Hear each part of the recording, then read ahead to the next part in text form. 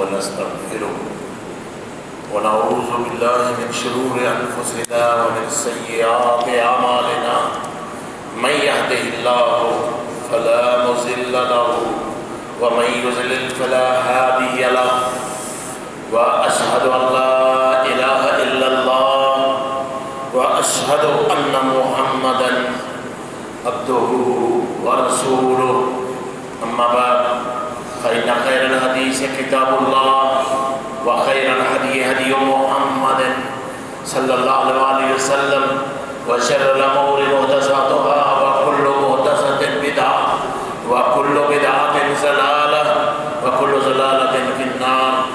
أما بعد فأعوذ بالله من الشيطان الرجيم. بسم الله الرحمن الرحيم.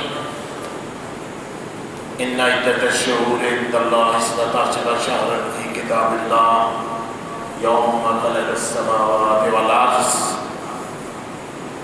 منها 4 حرم ذلك الدين القيم. سب تعریفیں، بزرگیاں، بڑائیاں، عظمتیں صرف اور صرف اللہ کا بلا کے دین کے لیے، جو اللہ ساری کائنات کا خالق اور مالک ہے، جس کے ہاتھ میں ساری کائنات کا کنٹرول ہے. وہ جو چاہتا ہے، جب چاہتا ہے، جیسے چاہتا ہے کرتا ہے. کوئی اس کی بادشاہت میں دخل دینے والا نہیں ہے، کوئی اس کو روکنے والا نہیں ہے کہ تو نے یہ کیوں کیا اور یہ کیوں نہیں کیا. وہ خود مختار ہے، اختیارات اسی کے ہاتھ میں ہیں. اور درود و سلام ہو ہادی برحق، رحمت دو عالم، امام الانبیاء، سید الانبیاء، امام الانبیاء، رحمت للعالمین، خاتم النبیین، جناب محمد رسول اللہ صلی اللہ علیہ وآلہ وسلم. ان پر ہمارے ماں باپ بھی قربان، ہماری جانیں بھی قربان. اللہ ہمیں ان کے دین پر قائم رکھے اور ان کے احکامات کے مطابق اعمال کرنے کی توفیق بھی عطا فرمائے. یہ جو خطبہ آپ کے سامنے پڑھا جاتا ہے نا، اس کا لب لباب بھی یہی ہے کہ بادشاہت، اقتدار کا مالک، الہ العالمین صرف اللہ کا الحاکمین ہے.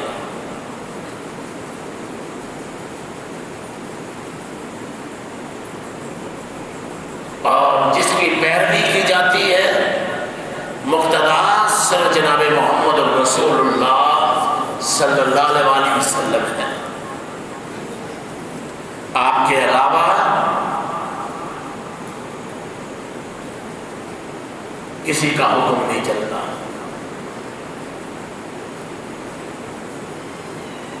کسی کا جھنڈا سر بلند نہیں کیا جا سکتا. مدینہ والے کے جھنڈے ہی سر بلند ہوں گے تو کامیابی ہوگی. اس آیت میں اللہ احکم الحاکمین نے ان 12 مہینوں کا ذکر کیا ہے. ان عدت الشہور عند اللہ 12 شہرا.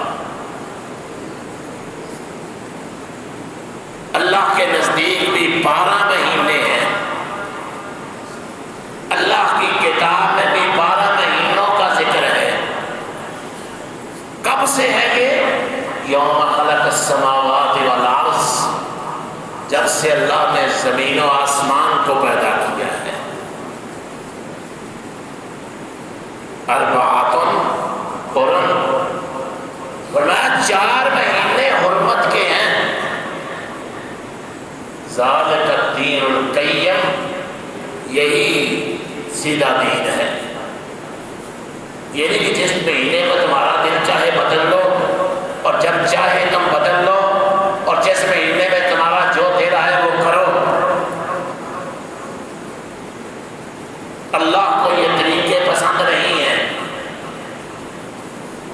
اور فرمایا فَلَا تَظْلِمُوا فِيهِنَّ أَنفُسَكُمْ،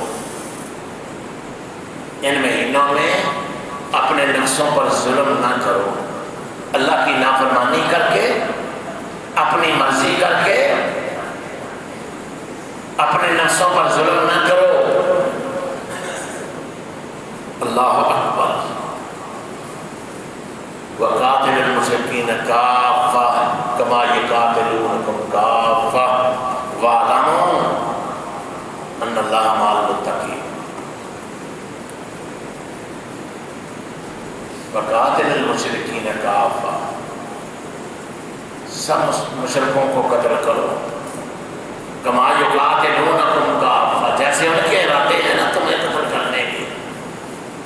لیکن یہ ایک بات یاد رکھو، اللہ متقیوں کے ساتھ ہے۔ جب تک یہ ایمان نہیں ہوگا کامیابی نہیں ہوگی۔ ایمان والے قلت و کثرت سے نہیں گھبراتے کہ ہم تھوڑے ہیں وہ زیادہ ہیں کیا ہوگا۔ ایمان والے اللہ پر بھروسہ کرتے ہیں، اور جو اللہ نے اپنی کتاب میں فرمایا ہے ہمارا اس پر غیر متزلزل ایمان ہے، اور فرمایا وَأَنَّ اللَّهَ مَعَ الْمُتَّقِينَ۔ یہ جان لو اللہ متقیوں کے ساتھ ہے جو پرہیزگار ہیں۔ اگر دنیا میں ان کی ناکامی بھی ہو جائے تو اس کو ناکامی نہ سمجھے بتا، وہ ایمان والوں کی کامیابی ہے۔ اور یہ تو اللہ کے پیغمبر جناب رسول اللہ صلی اللہ علیہ وآلہ وسلم نے ہمیں بتلا دیا ہے صحیح ترین روایات میں کہ ایک گروہ قیامت تک حق پر رہے گا جو اللہ کی توحید پر قائم ہوگا اور جناب رسول اللہ صلی اللہ علیہ وسلم کی سنت کا علم بلند کرتا رہے گا۔ یہ لوگ قیامت تک رہیں گے۔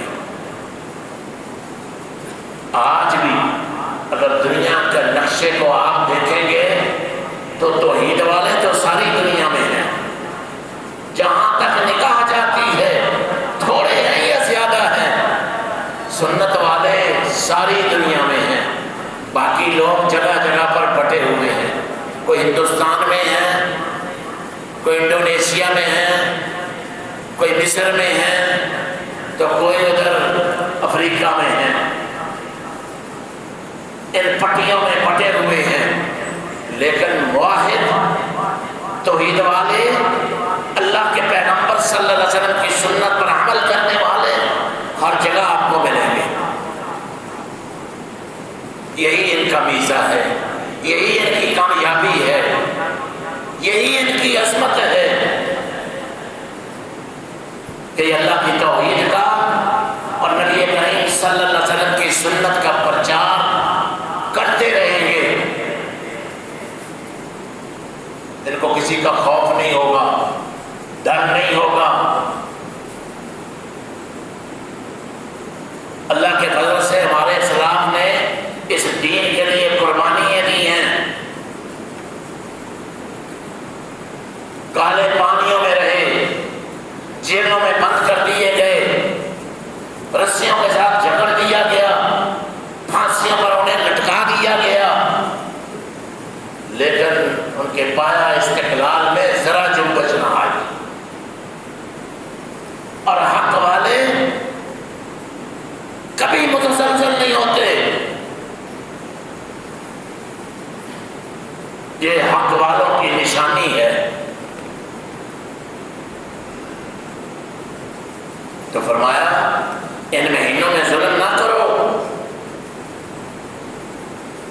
وَقَاتِلُ الْمُشْرِكِينَ كَافَّةً، اگر تمہارا کافروں سے مقابلہ ہو جائے تو ان سب کو قتل کرو، كَمَا يُقَاتِلُونَكُمْ كَافَّةً۔ یہاں اسلام نے دفاع کی بات کی ہے۔ یہ اسلام نے نہیں کہا کہ بس بغیر وجہ کے لوگوں کو قتل کرنا شروع کر دو۔ مسلمان، یہ لوگ مسلمان کو دہشت گرد کہتے ہیں، مسلمان دہشت گرد نہیں ہو سکتا۔ مسلمان ناحق اور ناجائز ایک چونٹی کو بھی نہیں مارنا چاہتا، یہ مسلمان کی شان ہے۔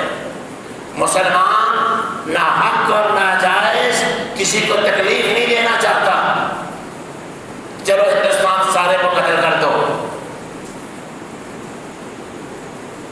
اسی لیے اللہ کے پیغمبر جناب رسول اللہ صلی اللہ علیہ وسلم کے ارشادات بڑے واضح ہیں کہ جس بستی میں تم جاؤ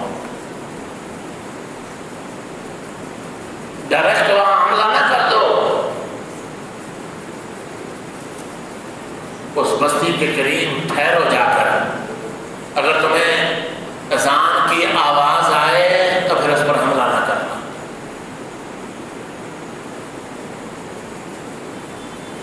ان کے سامنے اللہ کی توحید پیش کرو اور ان کو دو باتیں کہو، یا اس کو تسلیم کر لو یا جزیے کے لیے تیار ہو جاؤ۔ اگر وہ دونوں باتیں نہ مانے تو پھر ان سے لڑائی کرو، اور اگر تم سے وہ صلح کر دیں، جنگ میں فرمایا پہل نہ کرو،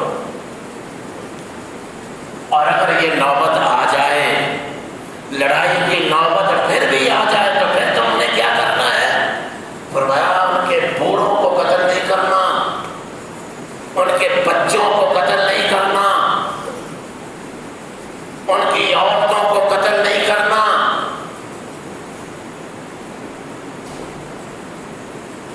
یہ امام الانبیاء سید الانبیاء جناب رسول اللہ صلی اللہ علیہ وسلم کی تعلیمات ہیں، اور یہاں تک آپ نے فرمایا کہ ان کی فصلوں کو تباہ نہیں کرنا۔ ہمارے یہاں کیا ہوتا ہے کہ چھوٹے چھوٹے شیرخوار بچوں کو بھی لوگ قتل کر دیتے ہیں۔ اسلام یہ ظلم نہیں کرتا، نہ ایسے ظلم کا حکم دیتا ہے۔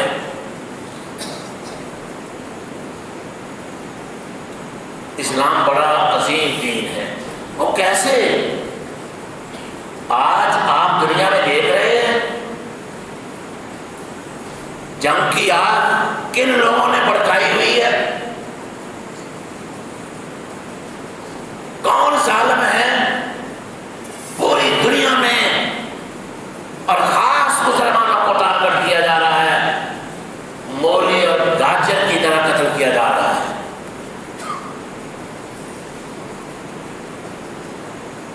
میرے پیغمبر نبی رحمت جناب رسول اللہ صلی اللہ علیہ وسلم نے یہ دعا کی تھی، اللہ میری امت کو یک بارگی ختم نہ کرنا۔ اللہ نے پیغمبر اسلام جناب رسول اللہ صلی اللہ علیہ وسلم کی دعا کو قبول و منظور فرمایا۔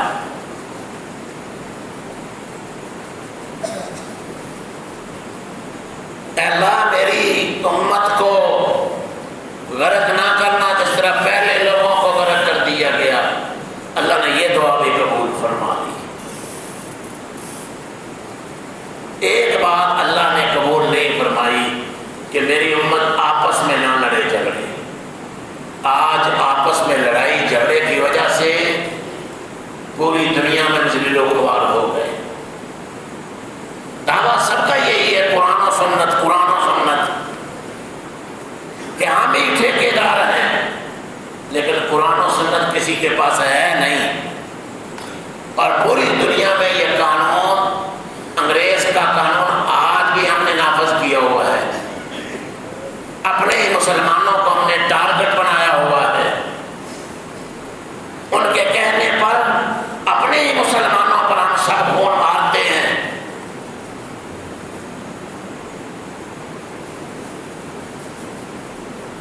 انگریزوں کے اعلی کار بن گئے میر صادق اور میر جعفر، اور میں کہوں گا ابی بن عبداللہ بن ابی بن سلول جیسے آج بھی اس امت میں لاکھوں انسان موجود ہیں۔ جو اسلام کی عمارت کو ہی گرانا چاہتے ہیں۔ تو اسلام قرآن کا نام ہے، اسلام جناب رسول اللہ صلی اللہ علیہ وسلم کی تعلیمات کا نام ہے۔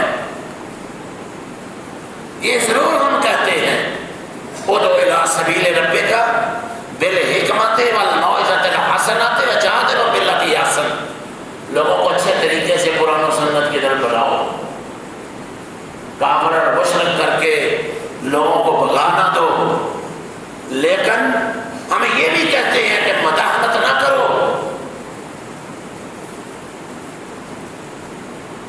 کہ مسئلہ کچھ اور اگر دوسرے کو مطمئن کرنے کے لیے اس کے مطابق بتا دو، جو اللہ اور اس کا رسول کہتا ہے بے باقی توحل اچھے طریقے سے لوگوں کے سامنے بیان کرو۔ آگے اللہ کی توفیق ہے، جس کو چاہتا ہے وہ ہدایت دیتا ہے، جس کو چاہتا ہے پھر وہ گمراہ کر دیتا ہے۔ انک لا تہدی من احببت ولکن اللہ یہدی من یشاء، ہدایت تو اللہ نے پیغمبر اسلام جناب رسول اللہ صلی اللہ علیہ وسلم کے ہاتھ میں بھی نہیں رکھی۔ اے میرے پیارے پیغمبر، انک لا تہدی من احببت، جس کو آپ پسند کرتے ہیں آپ اس کو ہدایت نہیں دے سکتے، ولکن اللہ یہدی من یشاء، اللہ جس کو چاہتا ہے ہدایت کا راستہ دکھا دیتا ہے۔ جو غور و فکر کرتا ہے نا کتاب اللہ اور سنت رسول اللہ میں، توجہ کرتا ہے، محنت کرتا ہے، اللہ اس کو راستے دکھا دیتا ہے۔ تو اللہ کے پیغمبر صلی اللہ علیہ وسلم نے عرض کی یا رسول اللہ تو پھر مجھے کس لیے بھیجا ہے؟ ساری کائنات کا امام بنا دیا آپ نے مجھے، امام الانبیاء بنا دیا، ساری مخلوقات پر اللہ تو نے مجھے فضیلت دے دی۔ فرمایا انک تہدی الی صراط مستقیم، اے میرے پیارے پیغمبر صلی اللہ علیہ وسلم آپ لوگوں کو ہدایت کا راستہ بتانے والے ہیں، اور آپ نے ہدایت کا راستہ بتا دیا۔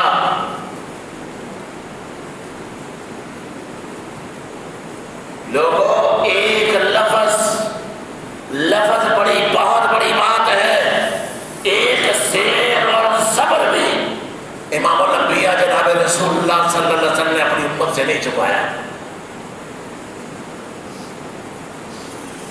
اور پھر بھی اگر کوئی کہے کہ یہ وہ قرآن نہیں ہے، پھر بھی اگر یہ کہے کہ یہ آیات نعوذ باللہ ابو بکر و عمر و عثمان کے بارے میں نازل ہوئی ہیں، اور پھر بھی صحابہ کو گالیاں دے اور دین اسلام کو اور اہل اسلام کو گالی دے، تو یہ بات پھر ہمیں قابل قبول نہیں ہے۔ ہم کہتے ہیں لوگوں کو دین کی طرف بلاؤ، ادعو الی سبیل ربک بالحکمت، حکمت و دانائی کے ساتھ۔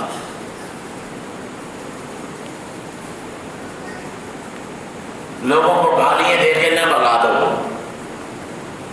لوگوں کو پورا دین حق کے ساتھ بتلاؤ۔ اور آپ جانتے ہیں کہ یہ آیت کب نازل ہوئی؟ الیوم اکملت لکم دینکم واتممت علیکم نعمتی ورضیت لکم الاسلام دینا۔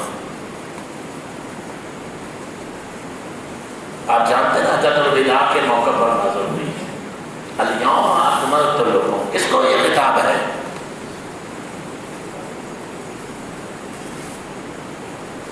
جناب رسول اللہ صلی اللہ علیہ وسلم کو۔ آج کے دن الیوم اکملت لکم دینکم، میں نے تمہارے دین کو مکمل کر دیا ہے۔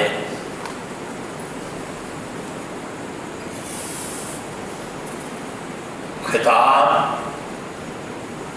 کائنات کے امام الانبیاء سید الانبیاء جناب رسول اللہ صلی اللہ علیہ وسلم کو ہے۔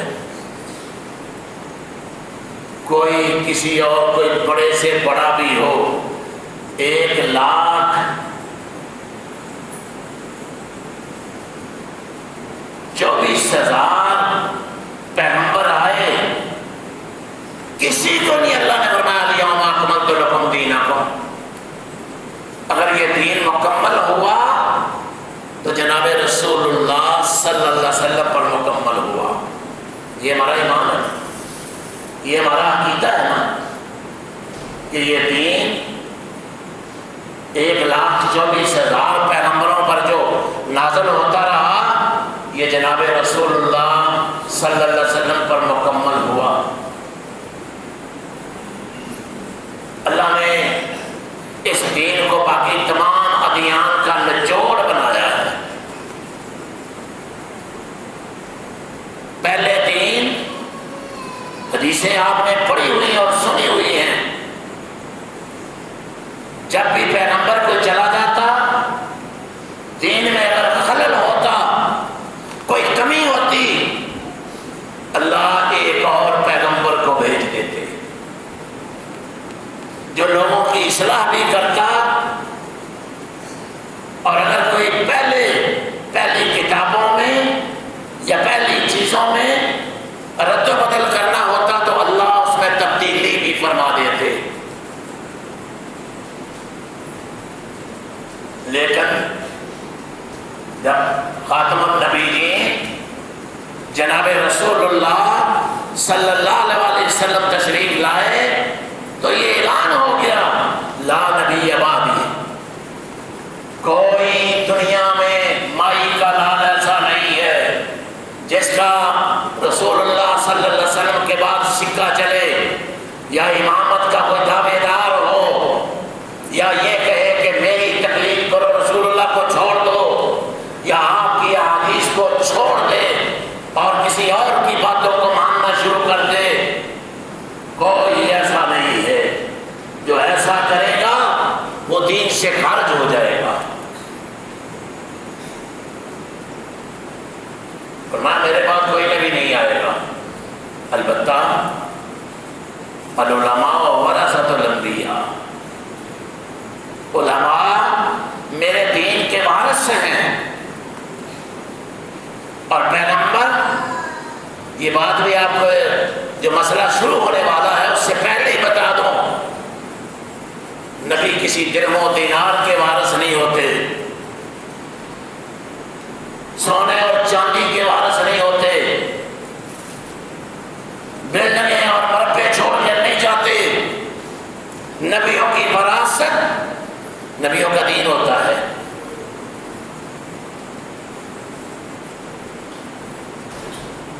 جتنا کسی کو اللہ حصہ عطا فرما دے اس کے مطابق وہ اللہ کے پیغمبر جناب رسول اللہ صلی اللہ علیہ وسلم کے دین کو آگے پہنچاتے ہیں. کسی کو اللہ نے اور اللہ کے پیغمبر نے یہ اختیار نہیں دیا کہ میرے بعد تمہارا جو دل چاہے وہ دین میں رد و بدل کر لینا. متواتر حدیث آپ بارہا سنتے ہیں کہ اللہ کے پیغمبر صلی اللہ علیہ وسلم نے دو ٹوک انداز میں فرما دیا من کذب علی متعمدا فلیتبوأ مقعدہ من النار. من کذب علی متعمدا فلیتبوأ مقعدہ من النار. جو مجھ پر جان بوجھ کر جھوٹ بولے اور کہے یہ پیغمبر اسلام جناب رسول اللہ صلی اللہ علیہ وسلم نے فرمایا یہ آپ کی حدیث ہے اور میں نے وہ بیان نہیں کیا، وہ سمجھ لے کہ میرا ٹھکانہ جہنم میں ہے.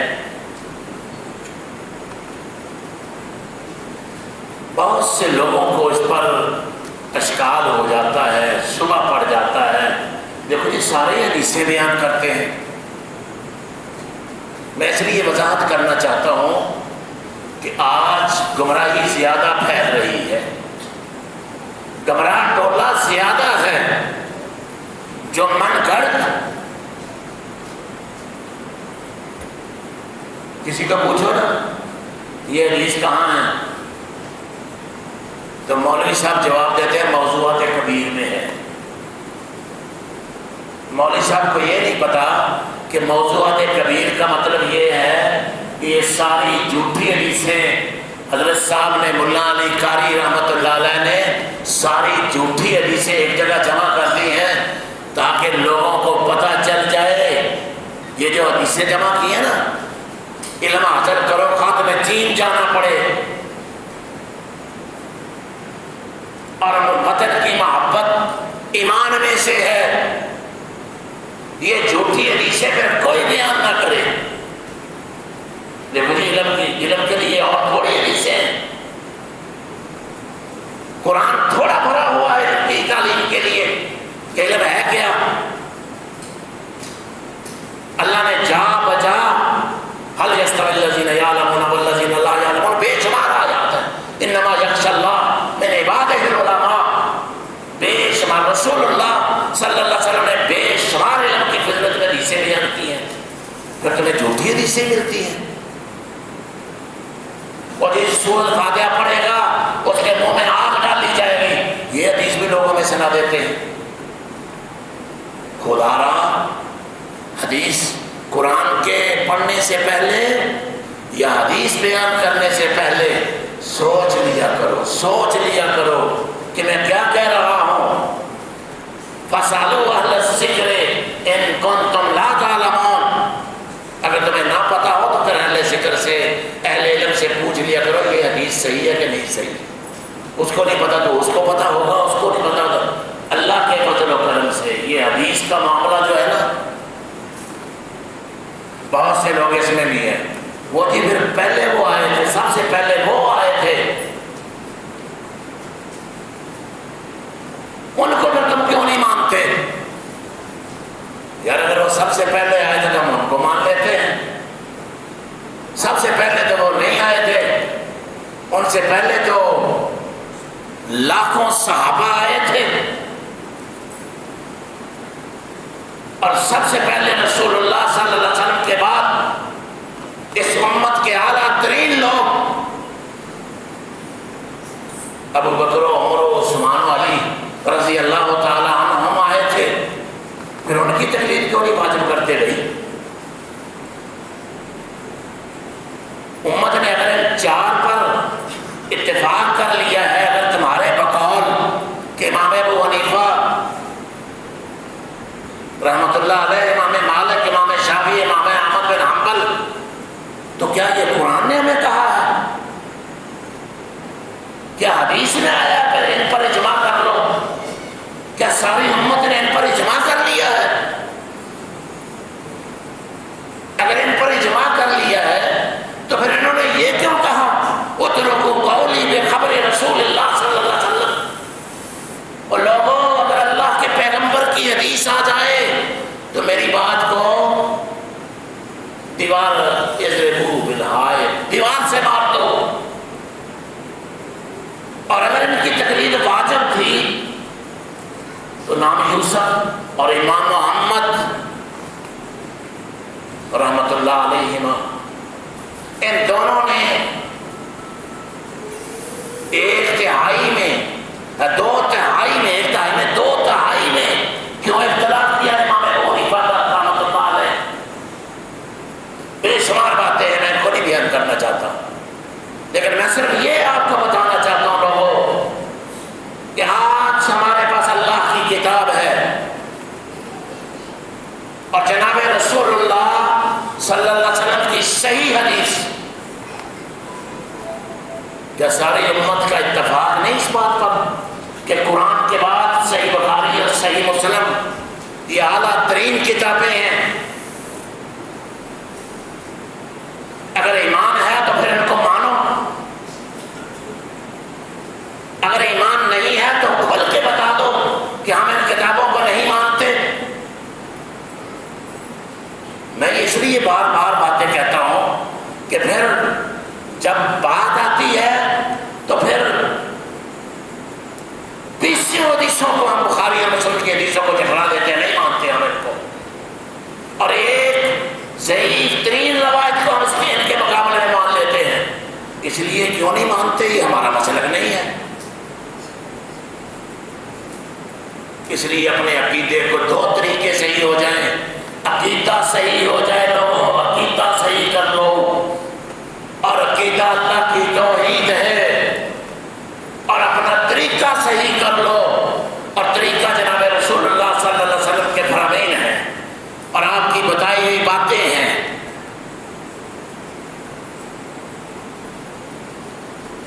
سب کے نزدیک صحیح بھی ہے، ضعیف بھی ہیں، اور یہ کس نے بتایا ہمیں؟ بار بار لوگ ہم سے سوال کرتے ہیں، جی ایک حدیث کو آپ صحیح کہہ دیتے ہیں، دوسرے کہتے ہیں ضعیف ہے، دوسرے ضعیف حدیثوں کو بھی صحیح کہہ دیتے ہیں، آپ کہتے ہیں یہ من گڑت ہے۔ ہم کہتے ہیں بھائی جن لوگوں نے حدیثوں کو جمع کیا نا، محدثین، جنہوں نے ایک ایک انسان کو پرکھا ہے، جو ان کی شرائط ہیں کہ یہ شخص کہیں جھوٹ تو نہیں بولتا تھا، یہ شخص مجہول تو نہیں ہے، یہ متروک تو نہیں ہے، اس نے ایسے ہی اپنی طرف سے ہی تو نہیں بتا دیا، یہ کسی کی خوشامد کرنے والا تو نہیں تھا، یہ بادشاہوں کے مجلسوں میں بیٹھ کر ان کی تعریفوں کے لیے تو حدیث نہیں کر دیتا تھا۔ بے شمار ہیں چیزیں۔ پھر محدثین نے ایک حدیث کو بڑی توجہ سے جن جن لوگوں کے پاس حدیث موجود تھی انہوں نے جمع کیا اور اس کی صحت کو پرکھا۔ جب ان کی صحیح حدیث ان کو مل گئی تو امام بخاری رحمۃ اللہ علیہ نے جو صحیح ترین روایات تھیں وہ صحیح بخاری نے لکھی، باقی بھی ان کی کتابیں ہیں، ادب المفرد ہے اور جزء رفع الیدین ہے، جزء فاتحہ کتاب ہے، اور بھی کئی حدیث ہیں، لیکن جو بخاری میں اس حدیث انہوں نے جمع کی، اسی طرح امام مسلم نے ان حدیث میں بڑی جدوجہد کی اور کوشش کی، اور پھر چکمہ ایک اور دیا جاتا ہے، دیکھو جی یہ حدیث 200 سال بعد لکھی گئی، یہ کیسے ہو سکتا ہے؟ تدوین جانتے ہیں نا، ان لوگوں نے جن لوگوں کے پاس حدیث تھی ان سے یہ حدیثیں جمع کی،